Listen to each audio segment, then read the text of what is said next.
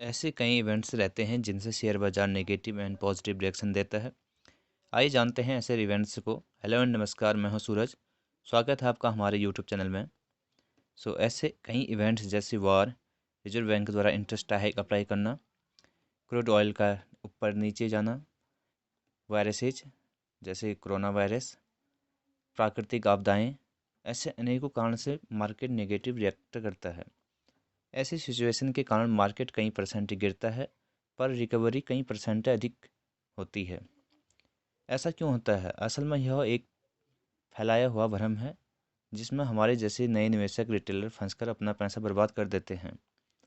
यदि वे ऑपरेटर द्वारा फैलाया भ्रम में न पड़कर कुछ समय इंतजार होल्ड करते तो कई गुना, जैसे कि जानते हैं हम 1929 का मार्केट क्रैश, जिसके पीछे कारण था महामंदी, और इसके कारण मार्केट ने 90% की गिरावट दिखाई और रिकवरी हुई थी 130% की।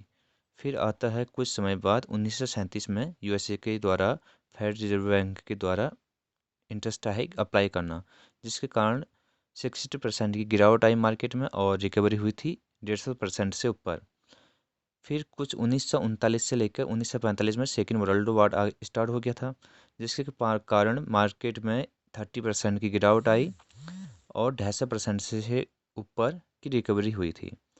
फिर स्नावर रिसेशन 1958 का जो ये महामंदी आई थी, ये यूएसए और यूरोप के मार्केट से रिलेटेड है, जिसमें 22% की गिरावट आई थी और 40% की रिकवरी, यानी कि दुगना। क्रैश ऑफ 1962 यानी कि 1962 में भारत पाक युद्ध हुआ था, जिसके कारण मार्केट 30% की गिरावट आई थी और कुछ महीनों के बाद 80% की रिकवरी हुई थी। आता है 1966 का क्राइसिस। असल में 1965 में भारत पाक युद्ध हुआ था और 1965-66 के बीच ही भारत में काफ़ी स्केल पर अकाल आया था।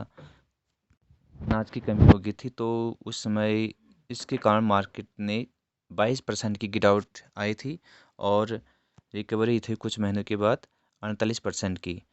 और टेक क्रैश 70 यानी कि 1970 का जो टेक क्रैश आया था, 50% का गिरावट आई थी और रिकवरी हुई थी 80% करीब। फिर आता है स्टैगफ्लेशन, मतलब मंदी और मुद्रास्फीति एक साथ। कहने का मतलब है महंगाई भी और बेरोजगारी एक साथ आना। तो इसके कारण मार्केट में 50% की जो गिरावट आई और कुछ महीनों के बाद 70% की रिकवरी हुई थी। फिर आता है 1987 का क्रैश। असल में ये भी फेडरल रिजर्व बैंक के द्वारा इंटरेस्ट हाइक अप्लाई करना था, जिसके कारण मार्केट ने 30% की गिरावट दिखाई थी और कुछ महीने के बाद 400% से अबव की रिकवरी आई थी। फिर आता है टेक बबल, यानी कि डॉट कॉम बबल।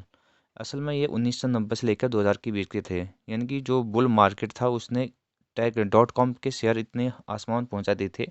जब वो बबल फटा तो 50% की गिरावट आई थी और कुछ महीनों के बाद 100% से ऊपर की रिकवरी हुई थी। जो क्राइसिस आई थी असल में यूएसए के लेमन ब्रदर्स का कमाल था। ये इसके कारण 57 यानी कि 60% की गिरावट आई थी और 350% की रिकवरी हुई थी। इसी प्रकार कोरोना वायरस यानी कोरोना क्रैश के कारण मार्केट 34% की 40% के करीब गिरावट हुई थी, लेकिन रिकवरी का अभी तक पता नहीं, क्योंकि अभी जस्ट वर्तमान में यूक्रेन और रशिया का जो वार चल रहा है, अब ये पता नहीं कहाँ तक थमता है और इसके कारण मार्केट कितनी गिरती है, कुछ कहा नहीं जा सकता, लेकिन रिकवरी कहीं अधिक होगी, ये हम सबको मालूम है। तो अपने जो भी फंडामेंटल स्टॉक हैं उनको होल्ड करके रखें और पेशेंस रखें। वीडियो देखने और सुनने के लिए धन्यवाद। यदि इन प्रत्येक इवेंट के बारे में डिटेल में जानना है तो कमेंट ज़रूर करें। Thank you.